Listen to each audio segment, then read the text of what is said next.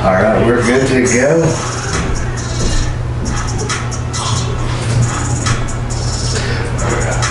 Let's start off with your name. Where are you from? I go by Curt Thuggn or Thuggn. I'm originally from Richmond, Virginia, East End, part of Richmond. We call it across the water. So, where did the name Curt Thuggn come from? First name is Curtis. I'm named after my dad. Thuggn just came from actually my best friend Floyd. It's like my older brother. I was into a lot of activities I shouldn't have at an early age. We just. Have to take a nap first. Curtis. You want to have to take a nap.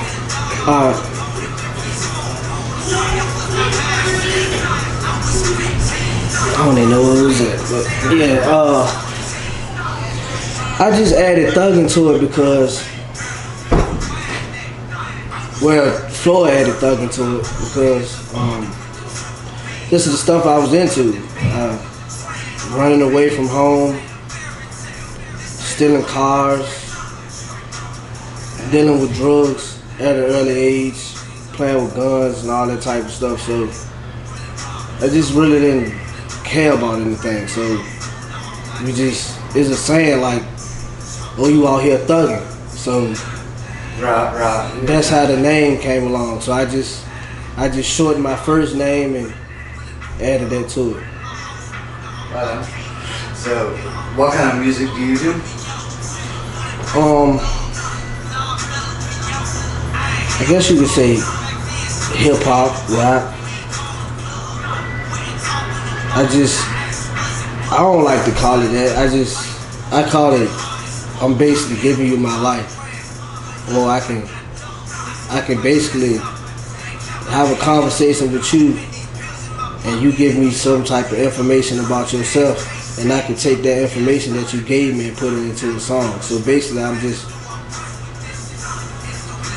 speaking life, I'm speaking stories, past experiences, trials and tribulations. So I really don't like to categorize myself as a rapper or, a hip hop artist or something like that.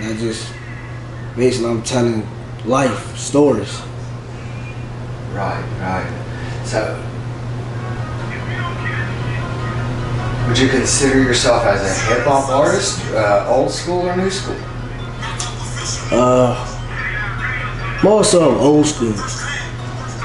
I try to stick to the music that I grew up on and not the music of today. I mean, I don't see nothing wrong with it, but a lot of music today, in my opinion, doesn't have a lot of substance to it. Everybody's talking about the same thing. This chain, that chain, how much money they got, this ring, this car, this female. I really don't associate myself with a lot of that type of stuff. I try to stick to what I grew up on. Right on. So, who influences you as far as music goes?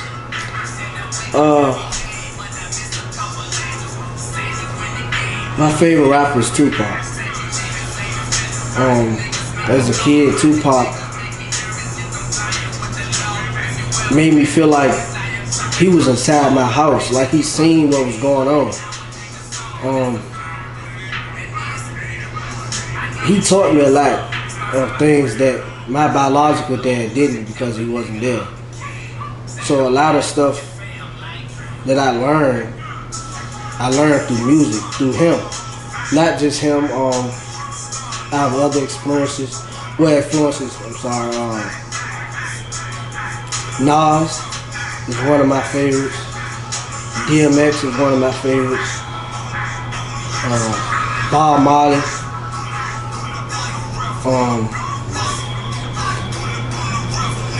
I love Sade. Like that's my favorite. I guess you could say R&B singer, soul singer. I got a lot of influences, but those are like the main people that I tapped into. And if I was going through something, if I was depressed or something, I could throw on a song of one of theirs and I bounce back from that. Or if I was in a happy moment, I could throw on one of their songs and it release. So music has that. Music has that just exactly. place. So who influences you outside of music? Outside of music, I have to say, first and foremost, it was my mom.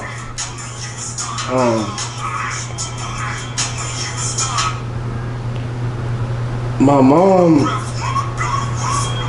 she didn't just stick to one type of genre of music.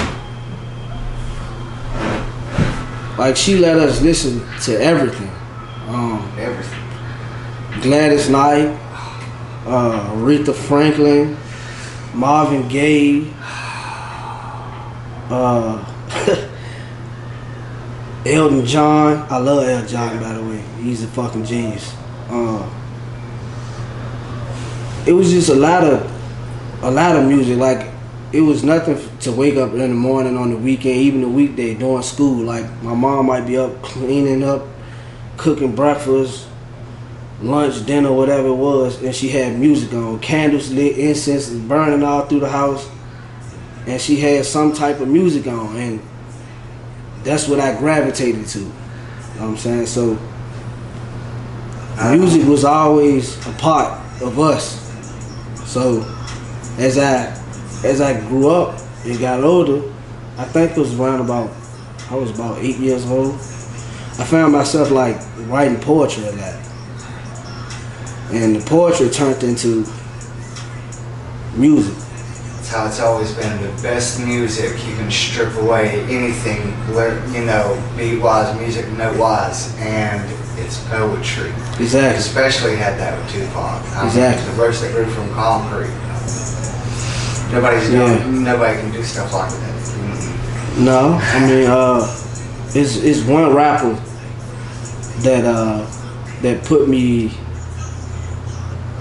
that makes me feel like Tupac is living through him, and that's Boosie.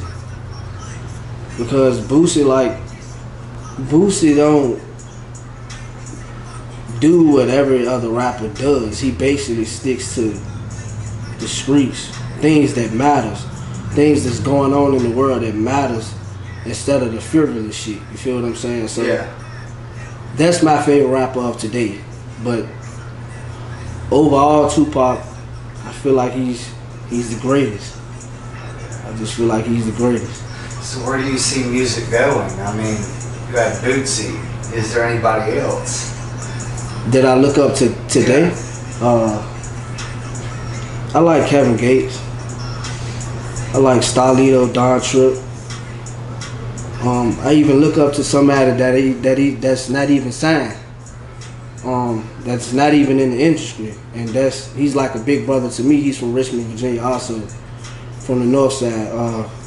El Trauma Bin Laden. That's like my big brother. Trauma, he taught me a lot. Just watching his trials and tribulations, I learned a lot. He was the first person that told me that I could battle rap. And yeah, I did my first battle rap and I won. 3 rounds, 3 zap. And if it wasn't for him and other people around me at that time, I probably would have never done it. You know what I'm saying? So what kind of message does your music consist of? I know you mentioned battle rap right then, but what else do you talk about when you talk about just life, like on the daily, that's loss or? I talk about like my past experiences, from me getting into trouble, going to prison, going to juvenile detentions. I even talk about happy times, I mean, whatever the beat makes me feel, that's what I write about. That's what I talk about. But basically, like, I know through this interview, people are gonna get to know me, but through my music, it comes out. Like, a lot of things that I don't talk about to people on a daily basis, or I hide from people, I bottle up, like, it comes out of my music. So. Right, music's that vehicle. It gets us out of our comfort zone, and you know, like spreads like a flower growing out, and you know, the petals out to the world. Exactly. Sometimes I don't even know how to express myself to a person, like just having a conversation with them. Sometimes I shy away from certain topics because I feel like somebody might take me or perceive me at the time, but. When I'm recording, I really don't even give a fuck. Like, no, man, no. That's music. That's its space to be, you know, to tell. So, what's the name of your coming up project? The name of my coming up project is called Relapse / Book of Thugs Chapter 2. My first mixtape was Book of Thugs, and I named the second one the Relapses because I was going through a rough patch in my life at the time. I took off away from recording music, even writing music for a while.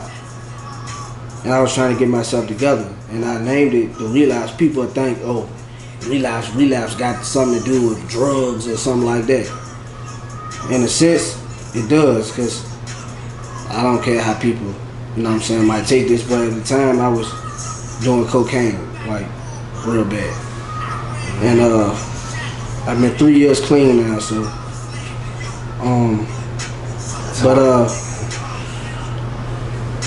I named it a relapse because I'm not relapsing to cocaine or any other type of substance, but I named it a relapse because now I'm more focused. I'm relapsing to what my dream is and what I wanted to do from the beginning. So that's why I named it that.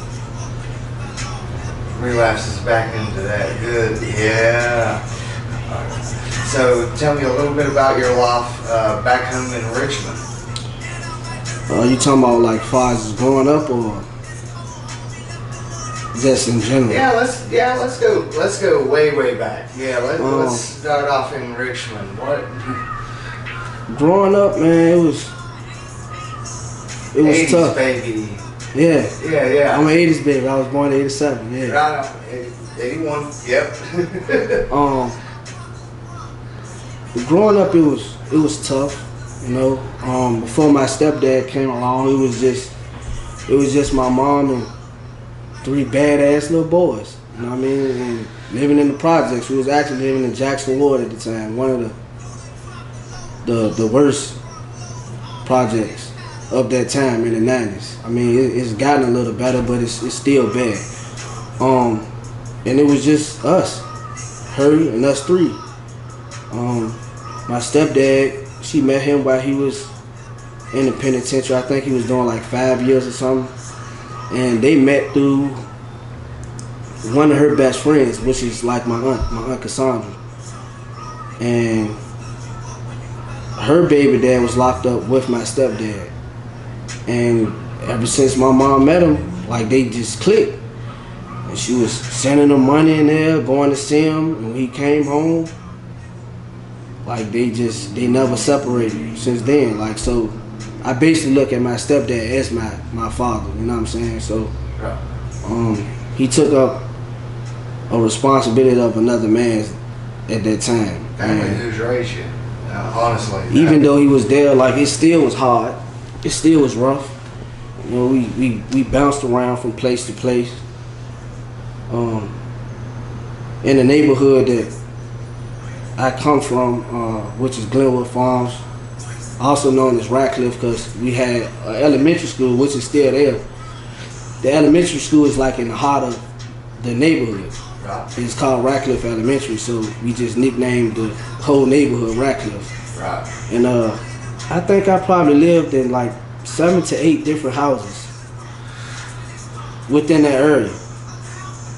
So it was always, okay, we live here for a couple months to a year, then we move somewhere else, but it might be like 2 blocks over, something like that. Oh man. You know what I'm saying? So get off the bus at the wrong house. yeah, like, and then at one point we used to live on Bowling Road, 35 Bowling Street, and it was me, my mom, my dad, my sister, my 2 brothers.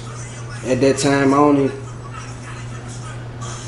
don't think Jordan was born yet.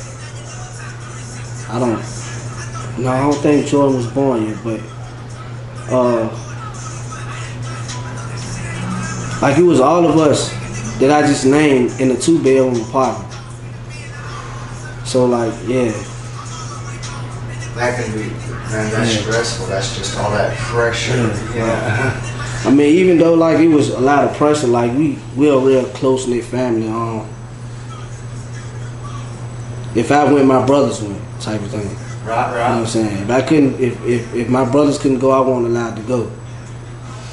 I basically had to watch over everybody because I'm the oldest. So.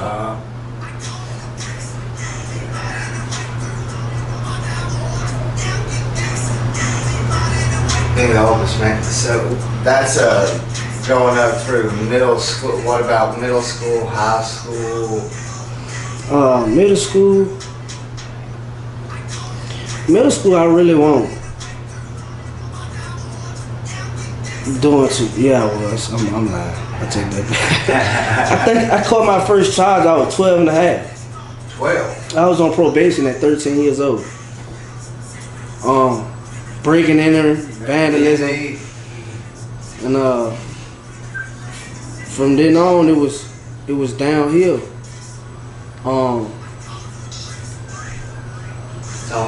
I think the first time I went to juvenile detention, I was 14. I did like a couple months, came home. 15, 16, I was right back. Came home, was on house arrest, went right back. I did 10 and a half months on the post-D program at James River Juvenile Detention. I got out like a couple months before my 18th birthday, and then the 19, I was right back, going back to the penitentiary for the first time ever. At 19 years old, I did 6 years. Yeah, for armed robbery. 6. But it's almost like once they know your name, yeah, forget about it. Yeah. That's it. That's exactly how it was.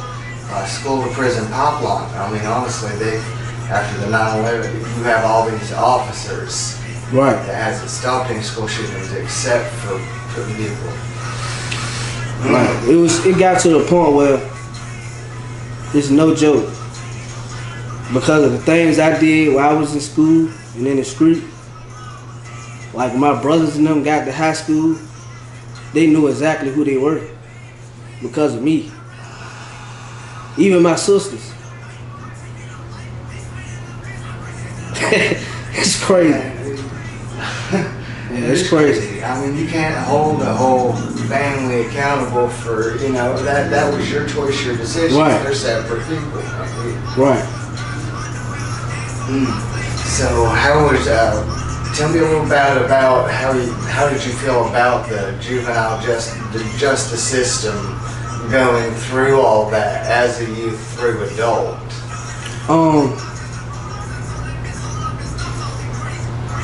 At the time, I really didn't understand it. Like, I used to hold everybody else accountable for my actions. Like, I would blame other people and other things around me for why I did certain shit. Right. Which isn't right, but at the time, I ain't know no better. Right. I had a vendetta against the whole fucking world because I was really acting out because of what was going on in my household, in my life. So I used to blame shit on other people and other things. But as of today, like, I'm glad I went through it. To be honest with you, because if I didn't, I'd probably be dead and locked up for the rest of my life right now. Because I was in some serious stuff. But as of today, like, I feel like you have to go through certain things to make you who you are today. You feel what I'm saying? Yep, amen. Yeah, you really do. Everybody's got their own way, you know. It's just growing up, you know. And it was, you know, a structured environment, you know. Right.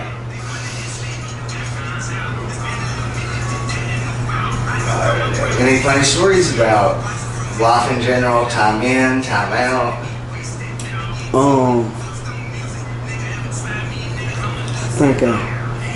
think I got one.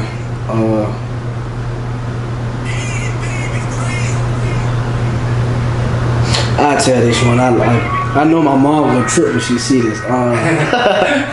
Hey Mom, we're sorry. I can't remember how old I was, but I know we was living around Churchill / Mosby, Jefferson Townhouses. And my mom was pregnant with my sister at the time. I think this was like 94. Yeah, like 94, 95, like right before she had her. And she was baking the cake. And you know when females baking the cake, like they tell you, don't run in and out, don't bump, cause it'll make the cake fall or whatever. Yeah. So I had to use the bathroom. Me and my brothers was outside. Me, Mage, and Trey was outside. It was down the hill. We used to go down the hill, and they like when people move, they would throw old mattresses outside by the dumpster, and we'll go out there and flip.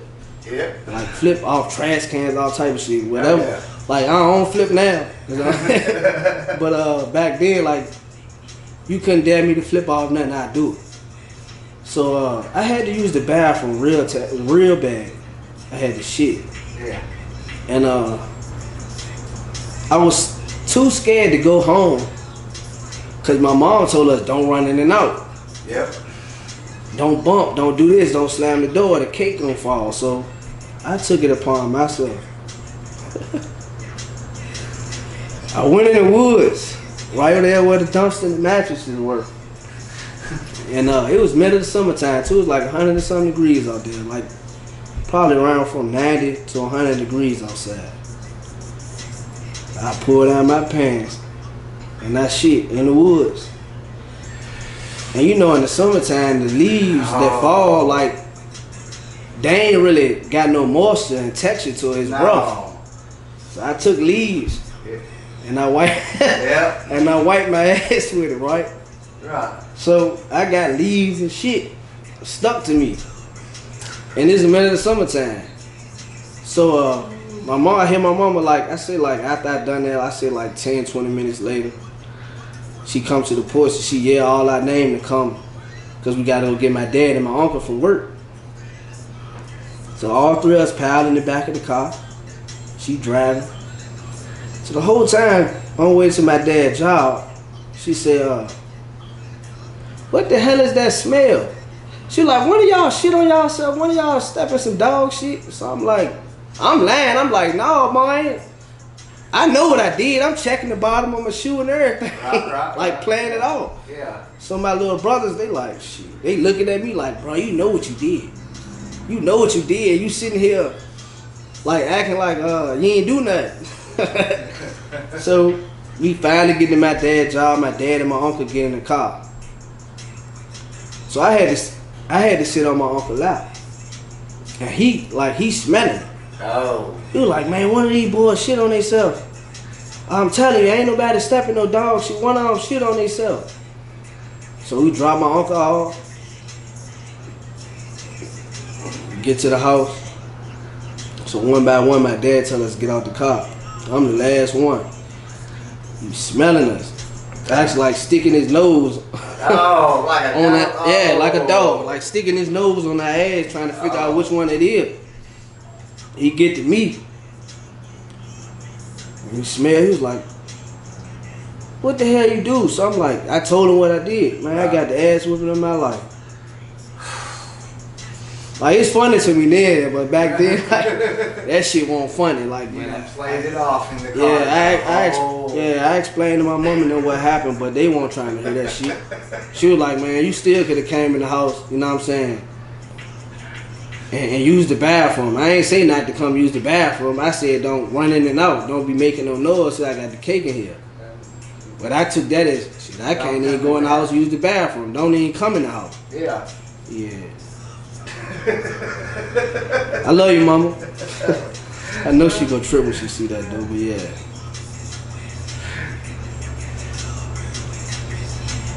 So how is your life right now at this moment? I know you have a little family of your own. Any funny stories about family, or how do you feel about life? Every day around kids, like it's a funny moment. Yeah, I got kids. I got my oldest daughter. She's 5, ready to be 5. She lives in North Carolina. She's originally from Richmond, Virginia. I got a 2-year-old daughter. I got a 1-year-old son, and I got I think he's 7. Yeah, but life it ain't perfect. Life ain't perfect. But I make do. You know what I mean? I make do. Any funny stories with the kids, or? Like I said, man, every day, every day, every time I'm around them, it's a funny moment. Something happens. Yeah, that's something always happens. something goes wrong. Man, that's something always happens.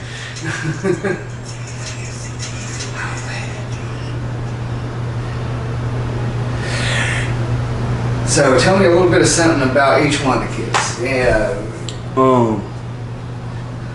What are they into, or? Well, my 5-year-old, she's very smart. Like, I noticed since she was a kid, like she got a shoe fetish like me. Like ever since she was like 1, and I used to go buy her shoes. Yeah. She pick her own shoes out. At 1? At 1, she picks her own shoes out. Huh. Like when she was, even to this day, she do it. Like